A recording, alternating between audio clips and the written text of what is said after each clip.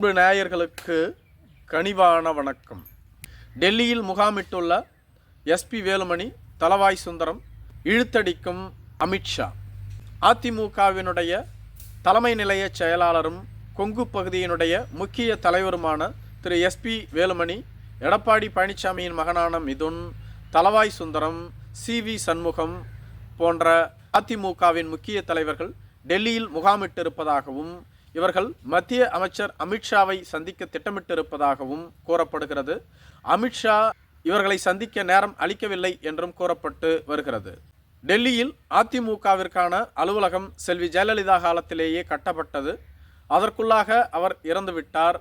அதன் பின்பு 2022ஆம் ஆண்டே அலுவலகத்தை திறக்க எடப்பாடி பழனிசாமி முயற்சி செய்தார். அப்பொழுது உள்துறை அமைச்சராக இருந்த அமித்ஷாவை வைத்து அந்த அலுவலகத்தை திறக்கலாம் என அவரிடம் தேதி கேட்டிருந்தார்கள். அமித்ஷா இறுதி வரையிலும் தேதி கொடுக்காமல் கிடப்பில் போட்டார். இதனால் அலுவலகம் திறக்கப்படாமல் அப்படியே இருந்தது. தற்பொழுது மீண்டும் அலுவலகத்தை திறக்க எடப்பாடி பழனிசாமி முயற்சி செய்துள்ளதாகவும், அதனால்தான் அமித்ஷாவை சந்திக்க வேலுமணி, தளவாய் சுந்தரம், எடப்பாடியின் மகன் மிதுன், CV சண்முகம் போன்றோர்கள் டெல்லிக்கு சென்றதாகவும், ஆனால் இறுதி வரையிலும் இவர்களை சந்திக்க அமித்ஷா அவர்கள் மறுத்துவிட்டதாகவும் கூறப்படுகிறது. வேறு வழியின்றி எடப்பாடி பழனிசாமி காணொலி காட்சியின் மூலமாக சென்னையில் இருந்து டெல்லியில் உள்ள அதிமுகவின் தலைமை அலுவலகத்தை திறக்க திட்டமிட்டிருப்பதாகவும் கூறப்படுகிறது. அமித்ஷா ஏன் அதிமுகவின் முக்கிய நிர்வாகிகளை சந்திக்கவில்லை என்று விவாதித்த போது எடப்பாடி பழனிசாமி அதிமுக பாரதிய ஜனதா கூட்டணி தொடர்பான அறிவிப்பை இதுவரையிலும் வெளியிடவில்லை. இதுதான் முக்கிய காரணம் என்று சொல்லப்பட்டு வருகிறது. சமீபத்தில் வெங்கையா நாயுடு அவர்களினுடைய இல்ல திருமண விழா சென்னையில் நடைபெற்றது. இந்த திருமண விழாவிற்கு அமித்ஷா அவர்கள் வந்திருந்தார். அனைத்து கட்சி தலைவர்களையும் வெங்கையா நாயுடு அழைத்திருந்தார். அப்பொழுது எடப்பாடி பழனிசாமி அமித்ஷாவை சந்திக்க நேரம் கேட்டிருந்தார். ஆனால் அமித்ஷா எடப்பாடி பழனிசாமியை சந்திக்க மறுப்பு தெரிவித்து விட்டார். 2 மாதங்களுக்கு முன்பாகவே எடப்பாடியின் மகன் மிதுன் அவர்கள் அமித்ஷாவை டெல்லியில் சந்தித்து பேச்சுவார்த்தை நடத்தியதாக கூறப்படுகிறது. இந்த சந்திப்புக்கான ஏற்பாட்டை செய்திருந்தவரே அண்ணாமலைதான் என்றும் சொல்லப்படுகிறது. அப்பொழுது அதிமுக பாரதிய ஜனதா கட்சியினுடைய கூட்டணியை உறுதி செய்தால் சின்னம், கட்சி போன்ற பிரச்சனைகள் அனைத்திலும் இருந்து அதிமுகவை விடுவிப்போம். மேலும் இரட்டை இலை சின்னமும் உங்களுக்கு வழங்கப்படும். பொதுச் செயலாளராக எடப்பாடி பழனிசாமி தொடர்ந்து செயல்படலாம்.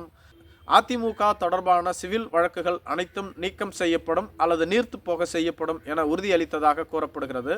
மிதுன் சந்தித்து விட்டு வந்து இதனால் வரையிலும் எடப்பாடி பழனிசாமி பாரதிய ஜனதா அதிமுக கூட்டணி தொடர்பான எந்தவிதமான அறிவிப்பையும் வெளியிடவில்லை என்ற வருத்தம் அமித்ஷாவுக்கு இருந்ததாகவும், அதனால்தான் இதனால் வரையிலும் அமித்ஷா இவர்களை சந்திக்க மறுத்து வருகிறார் என்றும் கூறப்படுகிறது. 2ஆம் தேதி டெல்லிக்கு சென்ற இவர்களை 2 நாள் காக்க வைத்தும் அமித்ஷா சந்திக்காததால் 5ஆம் தேதி இவர்கள் அனைவரும் சென்னை திரும்பிவிட்டார்கள். அதன் பின்புதான் எடப்பாடி பழனிசாமி அதிமுக பாரதிய ஜனதா கட்சியினுடைய கூட்டணி உருவாகும் என அறிவித்துள்ளார். இந்த அறிவிப்பிற்கு காரணம் அமித்ஷா அவர்கள்தான் என்று கூறப்படுகிறது. தான் சந்திக்கவும் நேரம் கொடுக்கவில்லை, தங்களது கட்சியின் முக்கிய தலைவர்களை அனுப்பியும் அவர்கள் சந்திக்க முடியவில்லை. அப்படியென்றால் பாரதிய ஜனதா கட்சி அதிமுகவின் மீது மிகுந்த கோபத்தில் உள்ளது. எனவே இனிமேலும் பொறுமை காத்தால் அது வேறு விதமான பின் விளைவுகளை ஏற்படுத்தும். இப்பொழுதாவது கூட்டணியை அறிவித்து விடுவோம் என்றுதான் எடப்பாடி பழனிசாமி பாரதிய ஜனதா கட்சி அதிமுக கூட்டணி அமைவது உறுதி என சமீபத்தில் அறிவித்துள்ளார். இதற்கு 2 வாரங்களுக்கு முன்பாகத்தான் அதிமுகவின் முக்கிய தலைவரான திரு ஜெயக்குமார் அவர்கள் பாரதிய ஜனதா கட்சியோடு எக்காலத்திலும் அதிமுக கூட்டணி அமைக்காது என கூறியிருந்தார். அவர் கூறி 2 வாரங்கள் ஆவதற்குள்ளாக எடப்பாடி பழனிசாமி பாரதிய ஜனதா கட்சியோடு கூட்டணி அமையும் என கூறியிருப்பது அக்கட்சியினரிடையே சலசலப்பை ஏற்படுத்தியுள்ளது. மேலும் பாரதிய ஜனதா கட்சி அதிமுக கூட்டணி உருவாக வேண்டும் என கொங்கு மண்டல தலைவர்கள் முயற்சி செய்து வருவது அனைவருக்கும் தெரிந்த ஒன்றுதான். ஆனால் வட தமிழகத்தைச் சேர்ந்த பல தலைவர்கள் இதனை விரும்பவில்லை. இருப்பினும் அதிமுக பாரதிய ஜனதா கட்சி கூட்டணி உருவாகும் என்பதில் எந்தவிதமான ஐயப்பாடும் இல்லை. நன்றி.